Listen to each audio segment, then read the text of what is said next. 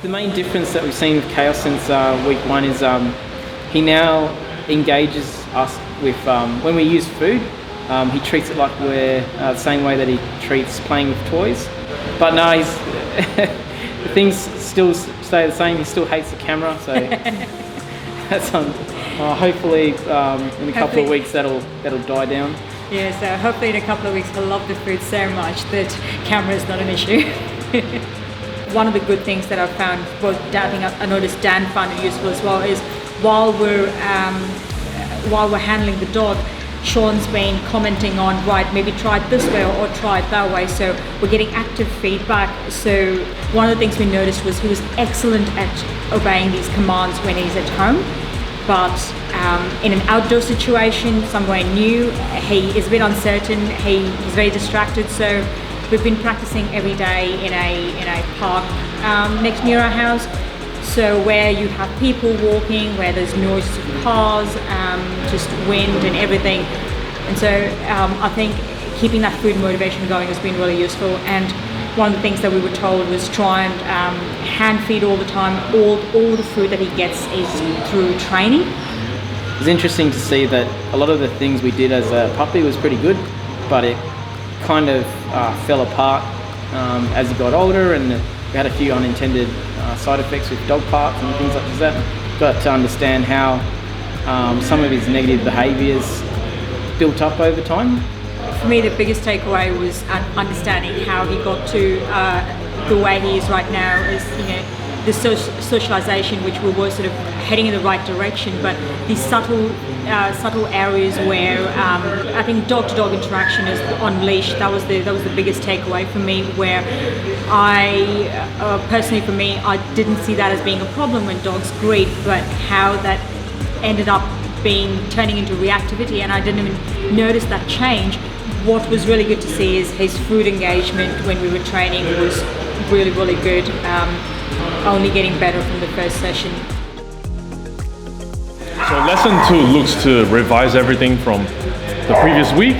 Make sure the ready cue is good, the engagement is there, the pushing in, the spins, the drops, and the sit.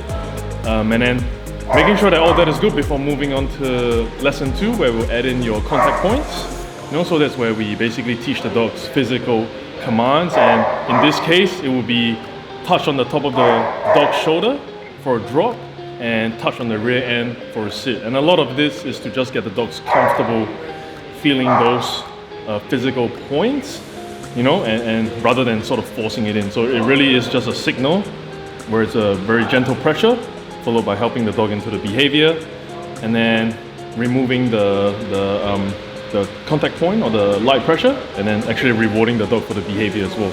I have noticed quite a fair bit of progress in a sense where his food motivation is definitely a lot better. His attention span is also definitely a lot better, and also his attitude in general. When he comes out, especially when he's with his owners in the middle of the training area, he's looking less worried and a little bit more happy and more confident. Even though he did good in his training and he was pretty focused, at times when he loses focus, you could still see he's visibly pretty uncomfortable with things like people around the environment, like the cameraman, sometimes even me as well. And I think that is a bit of a work in progress. We're still in session 2 and we're still building on a lot of still motivation. Once we get down things like, the sit stays, the down stays, and even a bit of place training, I think that will all change. Tina and Dan handled it really well. They got the dog out, they switched the dog on, went straight into training, didn't allow too much checking out, kept the dog going, got some good reps with the contact points, and finished off the session on a high, doing a few recalls. So the homework for lesson 2 is to basically, keep doing lesson 1 and blend in what we've learned in lesson 2 into everything that they've learned. So still keep the engagement, the ready cue, the pushing in, the spins, and this time around when they do their drops, they can actually include that contact points.